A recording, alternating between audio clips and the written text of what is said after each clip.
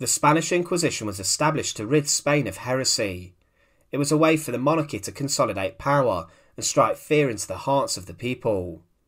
It was a very powerful office set up inside of the Catholic Church to punish people of religious crimes, and it became infamous for its persecution of Jews and Muslims, and also the number of savage and brutal torture methods that it used. It's estimated that the Inquisition was responsible for the executions of way over 30,000 people. Inquisitors would arrive in a town and declare their presence, and would give the citizens a chance to admit their heresy and their crimes. Those who confessed were often given a minor punishment, for example whipping or being sent on a pilgrimage. However, they were forced to testify. If someone was accused of heresy, they stood trial, and if the heretic did not confess, then torture would be applied, and most probably it would result in execution.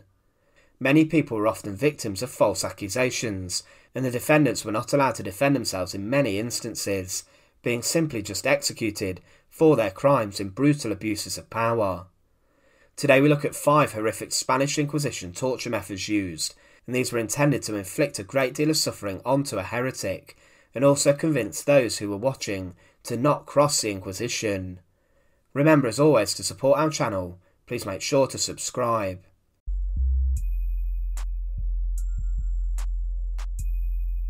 The Hairshirt is definitely the tamest torture method on our list, and it's a form of personal punishment or torture that was used throughout the centuries. They were used in Christianity as a form of repentance and apologising to God for sins during the season of Lent, the 40-day run up to Easter. The Hairshirt was made out of animal hair and would have an opening for the neck, and it would sit on the shoulders and be tied around someone. It has also been called a sackcloth or a cilice, and the idea is to irritate the skin. This irritation and personal discomfort would allegedly act as repentance for sins, and other items could be added to make the irritation worse, for example adding stones and branches from trees. The Hairshirt was a staple of Catholic worship in the early days of Christianity, and many people used them throughout history. For example, Sir Thomas More, Henry VIII's close advisor, who was beheaded by the king's orders, owned a Hairshirt, and regularly wore it to apologise for sins. His was made from goat's hair. During the Spanish Inquisition, it was used a number of different ways. It could have been ordered to have been worn if a person confessed to heresy to teach him a lesson, or it could have been used after torture to make the pain worse. The use of the Hairshirt was seen as an irritant that would help to gain a confession. It's linked to the teachings of the Church and was used to show devotion to God. It was in some senses very painful, and many would be forced to wear a Hairshirt in public spaces to show the crowd their crimes, but also it was used to deter others. In hotter climates it would become rather unbearable, as sweating would cause more irritation. Often when people were forced to wear them, they also would go without eating food or drinking water to further their punishment. In Spain some people were forced to wear one for a week, whilst others were forced in public to wear a Hairshirt for a number of hours, sat in public with the heat beating down on them.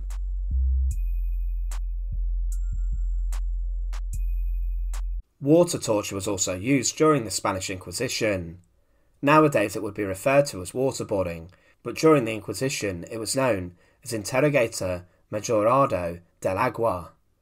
The idea behind this was to make the accused feel as if they were drowning, and a number of different techniques were used for this. As the Spanish travelled and conquered different lands, they adapted in different ways to carry out water torture. One method was to lay a person on their back and for them to be strapped to a board. The arms, wrists, ankles and legs were then secured to prevent someone moving around in a panic. Once held down, then a piece of cloth would be put into their mouths, and officials would then pour water over their mouth and the cloth, and it would make the accused feel like they were drowning. This wouldn't be done just once, often it would be repeated and repeated for days on end, until someone was broken. As time went on, breathing would become more difficult as the torture caused damage, and they would struggle to catch their breaths. If no confession emerged, then the length of time pouring water would be more and more, and the time for a break would be less. It was very possible also that death could occur from the waterboarding. Often many people who were subject to water torture would lose consciousness as their lungs filled up with water, but for many it was incredibly feared. Just the threat of water torture would be enough for many to confess their sins. The propaganda value that it had was very valuable. with the fear spreading across Spain.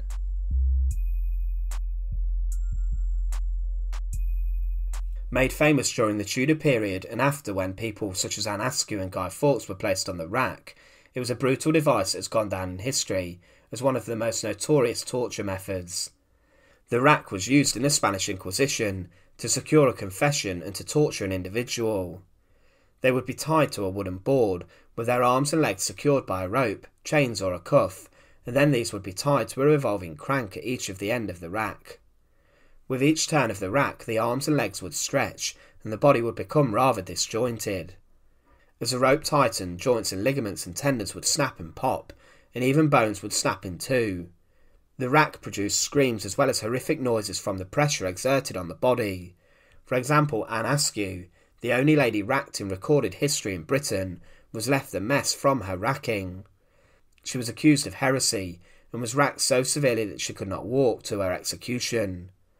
The rack would take the elasticity out of the muscles if they were stretched too much, and the muscles being unable to contract would stop a person from being able to move.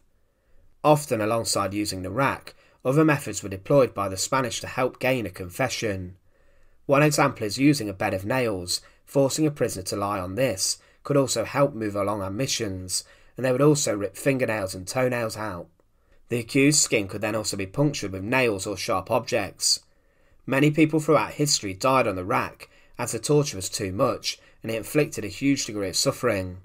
Today it's considered possibly the worst and most infamous torture method used in history.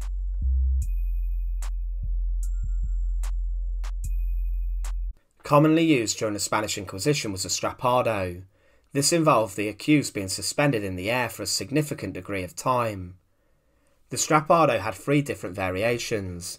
Firstly, the alleged heretic would have their hands tied behind their backs, and then a rope would be tied to their wrists, and then passed through a pulley system, and as the accused was pulled off the ground, they were left suspended in the air, hanging from their arms, in a similar way to how the manacles were used.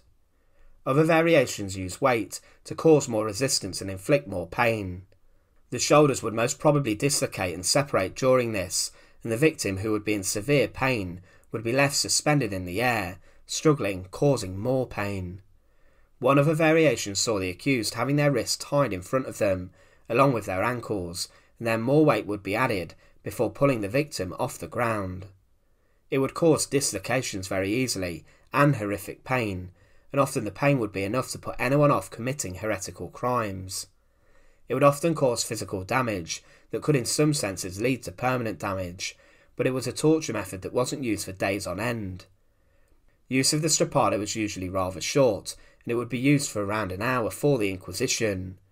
Usually a person would be broken in that time from the pain from the use of the Strapado, and it's often that they would confess to anything after a short amount of time on there. Although it did not often result in death, it could lead to permanent damage of the nerves in the arms and also the feet.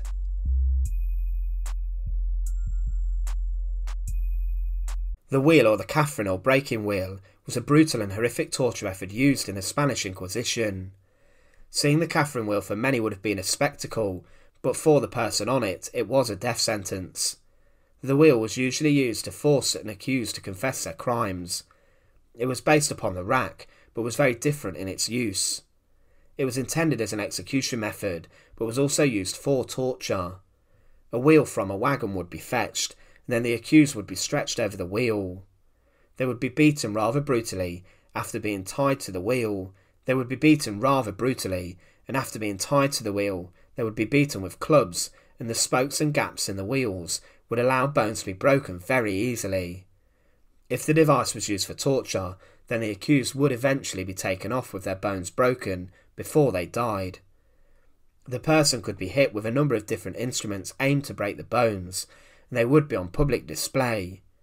It was used as a method to prolong death also, and to drag out an execution, but the Catherine wheel was all about deterrence. Seeing someone tied to a contraption like the wheel in front of a huge crowd was aimed at getting someone to steer away from heresy and religious crimes. The wheel was used for a number of centuries, and the last use of it took place in Prussia in 1841, but it shows how brutal the Spanish Inquisition really was. So that was 5 torture methods used during the Spanish Inquisition. Remember as always to support our channel, please make sure to subscribe, like and also share. Once again, thank you so much for watching.